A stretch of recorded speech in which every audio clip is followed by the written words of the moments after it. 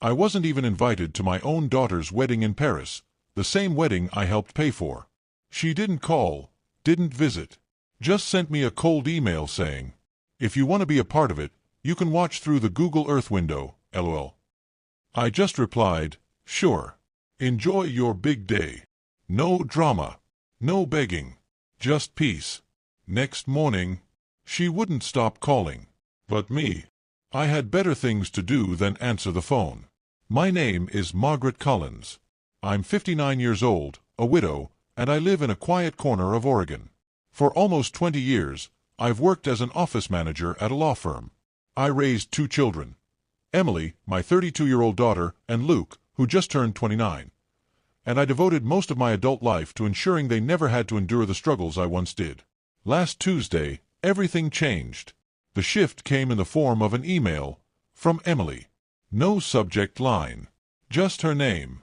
I smiled when I saw it, assuming it was a quick update or maybe a sweet message before her big day. We had talked about her wedding plans only weeks earlier. I had already contributed $30,000 to help book the venue, hire the photographer, and secure the florist she had adored since college. But the moment I opened the email, that smile disappeared. It began abruptly, "Mom." Not "Dear Mom." Just a label. She explained that she and her fiancé, Andrew, along with his family, had finalized the guest list for their Napa Valley ceremony. And after giving it careful thought, they had decided I should attend virtually, through a live stream. She wrote that Andrew's mother was particular about keeping the event small and intimate. Then came the line that stung like salt in a wound. "If you want to be a part of it, you can watch it on Google Meet. Should be just like being there." Oh well. I stared at the screen, frozen. My coffee sat untouched, cooling by the minute. I didn't cry. My hands didn't shake. But something inside me shifted. Quietly, deeply, like the ground beneath had cracked open. My reply was brief. Just 4 words. "Sure. Enjoy your big day." No anger. No debate. Just silence. And in that silence, a boundary was drawn. I didn't want to beg. I didn't want to fight. I wanted peace. Clarity. Let my absence say what words couldn't. I closed the laptop, finished the now cold coffee, and got ready for work as if it were any ordinary Tuesday. But it wasn't. That morning marked the end of something. It was the day I stopped pretending that my sacrifices still mattered to my daughter. It was the day everything began to unravel. The drive to the office was quiet. Early spring in Oregon still carried a chill, but I hardly noticed. My mind kept looping around the same question. How did we get here?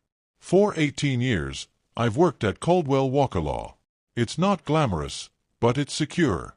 And after my husband died suddenly, while the kids were still in high school, security was everything. I remember standing in front of our ancient washing machine, bills scattered across the counter, trying to figure out how to pay for groceries and Emily's college deposit at the same time. Back then, I didn't hesitate. I took on extra shifts, canceled vacations, missed birthdays. I kept telling myself, there will be time for me later. But that time never came. Every spare dollar went to Emily and Luke. When Emily changed her major twice and needed more credits, I paid.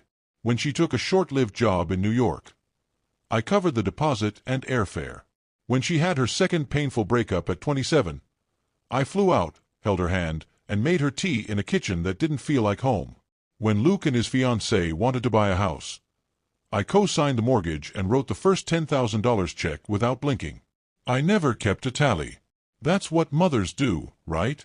But that email made me feel like a utility, something helpful, no longer needed, like I had expired. At the office, my boss Robert stopped by my desk. He's one of those rare people who remembers birthdays and how you take your coffee. He noticed something was off immediately. "You look like you've seen a ghost," he said, setting a latte on my desk from the cafe downstairs. I wanted to tell him. I wanted to say, my daughter just disinvited me from her wedding. But instead, I smiled and told him I hadn't slept well. He didn't press. That small moment, his quiet gesture, nearly undid me. After the emotional storm of that morning, it reminded me I was still here. I still mattered, even if only quietly. Around lunchtime, my phone buzzed. Emily again. Her name lit up the screen like a spotlight I didn't want. Voicemails. Texts. Mom, please answer. We need to talk. This isn't funny. I didn't respond. Not yet. I just sat there, sipping the latte, and thought, maybe it's time to stop being the one who always answers. Maybe it's time to stop playing a role in someone else's story when they won't even let you on the stage. That afternoon, I made a decision that would change everything. I wasn't going to yell. I wasn't going to plead. I was going to do something far more powerful. I was going to act. After work, I didn't head straight home. I drove a few blocks down to First Federal Bank. Carlos, the branch manager, had helped me for years, setting up college funds, adjusting retirement accounts. Carlos greeted me with the same warm professionalism he always did. "Mrs. Collins," he said, rising from his chair to shake my hand with a smile. "What can I do for you today?" I sat across from him, placing my purse gently on the floor. My voice came out calm, perhaps too calm. "I need to cancel a wire transfer," I said. He blinked. "The one to the Napa venue?" "Yes." "That one." Carlos hesitated. "There might be a cancellation fee, depending on the timing." "May I ask why?" "The circumstances have changed," I replied, offering nothing more. He tapped a few keys on his keyboard, scanning the screen. "You're in luck. It hasn't been processed yet." "Just in time." He paused, then looked up at me again. "Are you sure, Mrs. Collins? $50,000 is a significant amount." I nodded once. "I'm sure." $50,000. That was the next payment I had planned, on top of the $30,000 I had already sent. $80,000 in total. For a wedding I wasn't even allowed to attend. I signed the necessary paperwork and left the bank without hesitation. By the time I got home, my phone showed 9 missed calls from Emily and 2 from Luke. One voicemail simply said, "Mom, please don't do this." I turned the phone off. In the kitchen, I reached for the bottle of red wine I'd been saving for Thanksgiving. I never opened it back then. Emily had canceled her visit at the last minute. "Work," she'd said. I poured a glass, stepped out onto the porch, and settled into the fading light of the evening. Birds chirped in the trees. A neighbor's dog barked in the distance. Everything felt still. And then the memories came, one after another. All the birthdays I planned alone. The holiday dinners where I pretended not to care that no one called. The little sacrifices no one noticed. New shoes I didn't buy, the old car I drove for over a decade, the vacations I postponed again and again. Also, they could have more. I thought of Andrew's mother, a woman who barely knew Emily, yet whose opinion somehow outweighed mine. A woman whose version of family meant excluding the person who had walked with Emily through every hardship. I thought of that final line in Emily's email. Oh, as if watching my only daughter's wedding from behind a screen was just some kind of joke. And then I thought about myself. Not as a mother. Not as a widow. Just as a woman. What did I want? Peace. Dignity. A life that didn't revolve around being useful only when needed. Around 9 p.m., the doorbell rang. I considered ignoring it, but curiosity won. I opened the door to find Luke, still in his office clothes, tie loosened, sleeves rolled up. He looked uneasy, gripping his phone like a shield. "Mom," he said, stepping inside before I could say anything. "Why aren't you answering your phone? Emily's freaking out." I closed the door behind him, calm as ever. "Hello to you too." He sighed, already pacing. "She says you're not coming to the wedding now. That you're being difficult." I let out a quiet laugh. Difficult? For not attending a wedding I was uninvited from. He shifted uncomfortably. "Andrew's parents are covering most of the wedding, Mom. You know how traditional they are." I raised an eyebrow. Traditional? I already paid $30,000, and I was about to give $50,000 more. That's not tradition, that's a bribe. He froze. "Wait, you were sending another 50? "I was," I said, sipping my wine. "Not anymore." His face drained of color. "Mom, they're counting on that money. The venue, the food, the—" Not my problem anymore, I said evenly. His voice rose. Of course it's your problem. She's your daughter. And I'm her mother, I said quietly. A mother who was told to stay home and watch her child get married on a screen. He ran his hands through his hair, clearly agitated. You always make everything about yourself. And that was the breaking point. Get out of my house. His eyes widened. Mom. You heard me, Luke. Get out. He stood frozen. I said it softly, but I meant it fully. I've given everything I had. And I'm done being the villain in a story that was never mine to write. I wrote with love. Luke stood in the doorway a moment longer, shoulders tense, jaw tight. Then, without another word, he turned and walked out. The door clicked softly behind him, but it landed like thunder in my chest. I stood still in the center of my quiet living room, heart pounding, and realized something startling. I didn't feel guilty. I felt free. The next morning, my phone was lit up with 43 missed calls and a string of increasingly frantic messages from Emily. They began with veiled guilt. Mom, we need to talk. Why are you doing this? This is childish. Then they turned urgent. The venue just called. The payment didn't go through. We're going to lose everything if it's not paid by tomorrow. Andrew's parents are furious. They said this proves they were right about you. At 3:24 a.m., a final message blinked onto my screen. I don't understand why you're doing this to me. I smiled into my coffee. Of course she didn't understand. Emily had grown up with my sacrifices so seamlessly folded into her life, she'd stopped noticing them. The comfort, the stability, the safety. They were simply part of the world she walked through. She never once stopped to wonder who held it all up. But this time, I stepped away. Later that morning, as I reviewed contracts at my desk, an email landed in my personal inbox. Subject line, please don't ruin my wedding. I opened it without any expectation. Mom, it began. I know you're upset about the live stream situation, but this is extreme. We've lost the venue deposit. If we don't pay the rest by the end of the day, Paris time, the caterer walks. Andrew's parents are beyond upset. They're saying this proves you can't be reasoned with.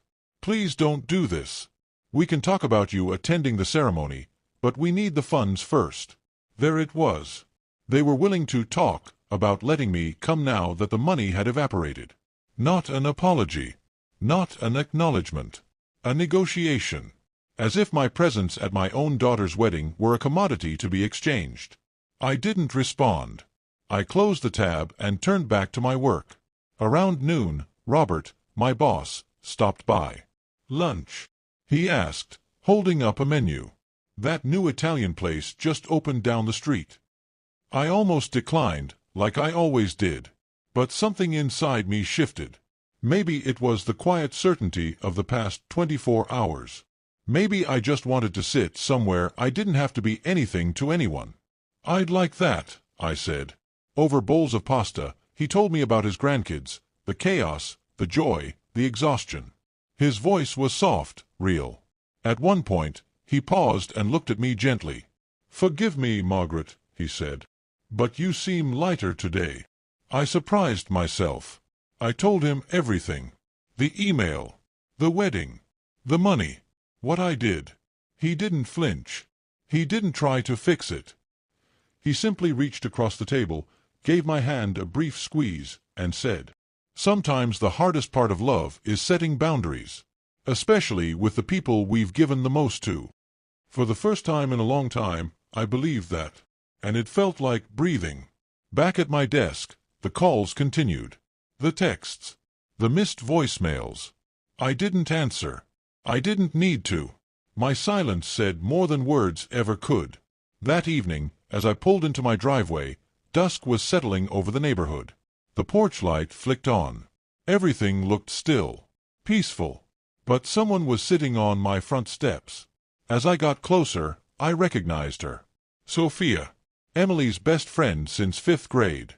She'd spent so many weekends at our house growing up, baking cookies, watching movies, laughing under sleeping bags late into the night. I hadn't seen her in years. She stood quickly, brushing invisible lint from her coat. "Mrs. Collins," she said softly, "I'm sorry to drop by like this." "It's fine," I replied, unlocking the door. "Would you like some tea?" She followed me into the kitchen, her eyes scanning the familiar walls like they held old echoes. I filled the kettle. "Emily sent you," I said finally. She didn't answer right away. Then, "She's a mess. They lost the venue. The florist dropped out. Andrew's parents are threatening to cancel the whole wedding." I stayed silent, setting 2 mugs on the counter. "She's panicking," Sophia continued. "She knows she messed up. She just doesn't know how to fix it." "Is that why you're here?" I asked. "To fix it?" She shook her head. "No. I'm here to ask, is there anything she can say or do to change your mind?" I paused. Was there? Would an apology undo the feeling of being excluded from a life I helped build? Of being treated like a credit line with a pulse? I looked at Sophia. Still young, still hopeful. "No," I said quietly. "There isn't." Her shoulders sagged. "Not even if she apologizes." I handed her a mug of tea. "Words are easy, Sophia, especially when people are desperate.